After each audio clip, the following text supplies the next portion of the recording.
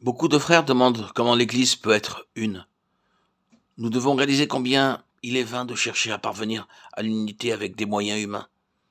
Les enfants de Dieu ont besoin de connaître la croix, de traiter la chair et ce qui est naturel afin de manifester cette unité. Aucune méthode n'est efficace à moins d'expérimenter ce qu'est le calvaire. Aucun problème dans l'Église ne peut être résolu par des procédés humains et de l'ingéniosité. L'Église ne supporte ni la chair ni ce qui est naturel, car les deux causeraient des dommages. Il est tout à fait vrai que l'Église a besoin de la contribution et du ministère des hommes. Cependant, ils doivent porter sur eux l'empreinte de la mort.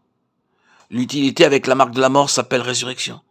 Le Seigneur est lui-même la résurrection et il désire avoir une Église ressuscitée. Si nous désirons expérimenter cela, il nous faut alors regarder à Dieu pour qu'il accomplisse son œuvre dans nos vies. Peut-être sommes-nous familiarisés avec beaucoup d'enseignements, mais si nous n'avons pas encore reçu le coup fondamental de la part du Seigneur, nous resterons les mêmes. Quelquefois nous glissons et tombons, nous souffrons bien sûr, mais cela ne dure que quelques jours ou quelques mois. Mais si nous avions reçu du Seigneur le coup fondamental pour être suffisamment brisés, nous ne souffrirons pas seulement quelques jours ou quelques mois. Nous ressentirions les effets de cette blessure toute notre vie durant. Nous serions boiteux pour toujours devant Dieu, et la marque de la croix serait toujours sur nous. Bien des années après que Paul ait reçu la vision sur le chemin de Damas, il témoignait « C'est pourquoi je ne fus pas désobéissant à la vision céleste » Acte 26, 19.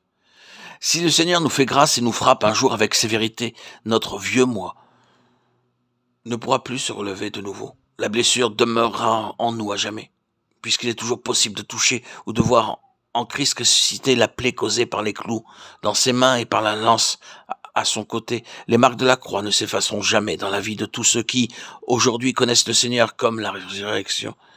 Si nous expérimentons cette blessure, nous n'oserons plus jamais nous glorifier de ce que nous sommes, ni de notre puissance. Une fois que nous aurons été frappés par le Seigneur, nous ne nous relèverons plus jamais. Puissent les marques de la croix devenir de plus en plus évidentes dans nos vies. La prétention n'est d'aucune utilité dans ces choses, car ce qui est placé de nous-mêmes sur l'autel sera bien vite oublié. Mais lorsque le sacrifice est placé sur l'autel et mis à mort, il ne se relève plus jamais. Si nous avons reçu ce coup fondamental, nous réaliserons que nous ne sommes rien et incapables et bien limités. La marque de cette mort en nous témoigne de la connaissance que nous avons de la résurrection. Connaître la croix, c'est connaître la résurrection. Ce qui demeure après être passé par la croix, c'est la résurrection. Oh, combien y a-t-il de choses qui ne se soient plus jamais manifestées dans nos vies, mais qui sont parties pour toujours en passant par la croix. Seul ce qui peut supporter la croix possède une valeur spirituelle. Tout ce qui va dans le sépulcre et n'en sort plus est quelque chose de mort. Mais ce qui paraît de l'autre côté du tombeau portant encore l'empreinte de la croix et résurrection. Prions afin de pouvoir vraiment connaître Christ comme notre résurrection et comme notre vie. Que le Seigneur enlève beaucoup de ce qui est nôtre. Que la conséquence ne soit pas uniquement pour nous d'avoir plus de sa vie, mais aussi moins de nous-mêmes.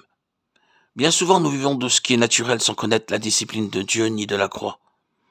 Nous avons besoin de prier que le Seigneur nous fasse miséricorde, afin que ce qui est naturel diminue en nous, peu à peu, pour que se manifeste de plus en plus ce qui est ressuscité. Que la vie et la résurrection deviennent pour nous des réalités et non pas des théories.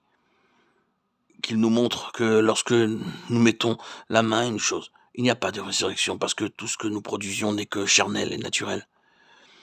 Qu'il explose notre chair à la lumière de la résurrection. Si nous ne pouvons pas encore voir, le Seigneur est toujours miséricordieux.